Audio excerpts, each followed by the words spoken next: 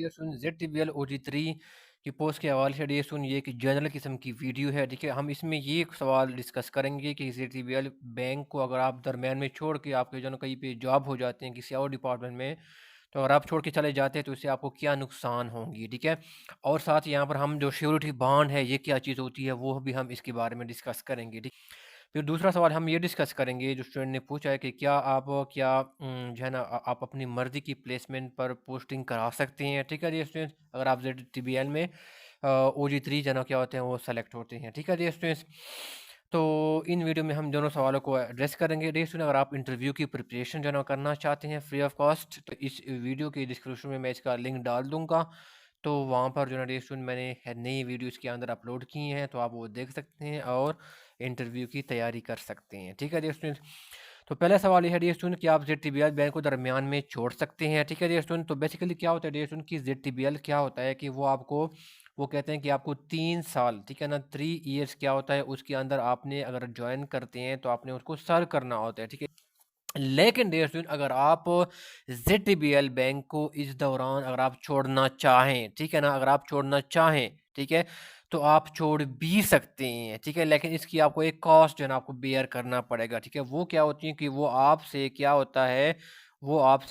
आपसे training cost, ठीक है ना, ट्रेनिंग कॉस्ट और एंड रिक्रूटमेंट कॉस्ट, ठीक है ना, ट्रेनिंग एंड रिक्रूटमेंट जो कॉस्ट है वो फिर आपसे क्या होगी वो रिकवर की जाएगी, ठीक है। जितना भी वो ट्रेनिंग के ऊपर आपको जो ट्रेनिंग देगी उनके ऊपर जितना भी खर्चा इसने लगाया होगा, और साथ ट्रेनिंग के दौरान आपको जो ना टी ए डी भी दिया जाता है, ठीक है, टी और डी ए। तो वो भी इसकी क्या क्या होगी इसकी आपसे रिकवरी की जाएगी, ठीक है। लेकिन ये सुन कितनी अमाउंट की ये यहाँ पर जो है ना वो स्पेसिफाइड क्या ये सुन वो नहीं है, ठीक है ना, स्पेसिफाइड क्या है वो नहीं है कि कितनी अमाउंट क्या होंगी आपसे रिकवर की जाएगी, ठीक है ये सुन। अब ये सुन, जब मैं स्टेट बैंक ऑफ पाकिस्तान में as a OG2 officer OG1 officer हुआ था ना, तो वहाँ पर जो मुझे उसने ऑफर लेटर भेजे थे ना, उस ऑफर लेटर में जो श्योरिटी बॉन्ड का एक पेज था ना, तो वहाँ पर लिखा हुआ था कि आपसे 2 लाख रुपया क्या होंगे आपसे रिकवर किए जाएंगे अगर आप जो है ना वो बैंक को छोड़ते हैं। स्टेट बैंक की मैं बात कर रहा हूँ, ठीक है। तो वहाँ पर अमाउंट स्पेसिफाइड था कि आपने 2 लाख रुपया जमा करवाने हैं अगर इन केस आप 2 साल के अंदर क्या करते हैं आप छोड़ती हैं, ठीक है। लेकिन ZTBL में ऐसा कुछ भी नहीं है, अमाउंट किसी तरह भी स्पेसिफाइड नहीं है।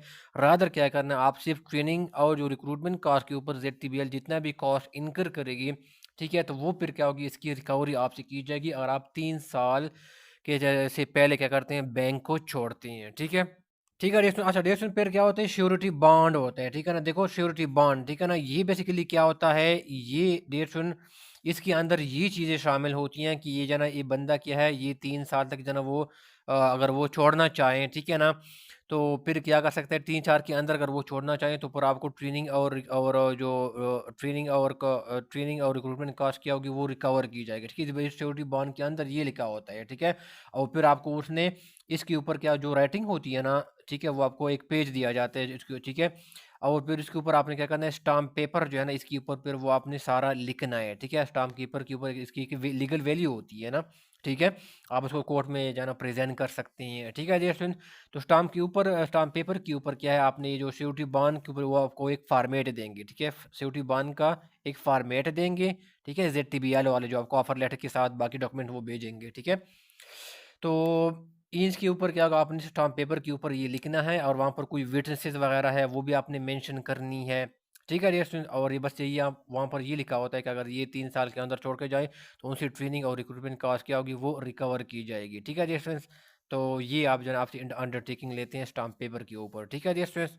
अच्छा डेढ़ सौ ये एक मुझे स्टूडेंट ने ये ना वो भेजा था, ठीक है ना, वो जब सेलेक्ट हुआ था 2022 के जो बैच था, ठीक है ना। ये देखो श्योरिटी क्या बॉन्ड विद श्योरिटी ऊपर लिखा हुआ है, ठीक है। ये आपने स्टैम्प पेपर जो 100 रुपीज़ का है इसके ऊपर आपने ये से देखो फार्मेट जो कि मैं बात कर रहा था ना, ये आपने क्या करना है ये उसके ऊपर क्या करना है वो लिखनी है, ठीक है दोस्तों। तो आपको इस तरह ऑफर लेटर के साथ जो आपको भेजेंगे ZTBL वाले, तो आपने ये भी आपको ये डॉक्यूमेंट भी साथ भेजेंगे, ठीक है। यहाँ पर क्या लिखा हुआ है देखो, that the employee binds himself to continue his or her employment with bank for at least 3 year after joining, ठीक है। आपने 3 साल के क्या करना है आपने वहाँ पर सॉल्व करना है, ठीक है। लेकिन अगर आप वो छोड़ना चाहें देखो वो क्या लिखा हुआ है, ठीक है, that the employee thus the employee and security bond जो security bonds them jointly and severally to deposit the cost incurred by bank on account of his recruitment and training.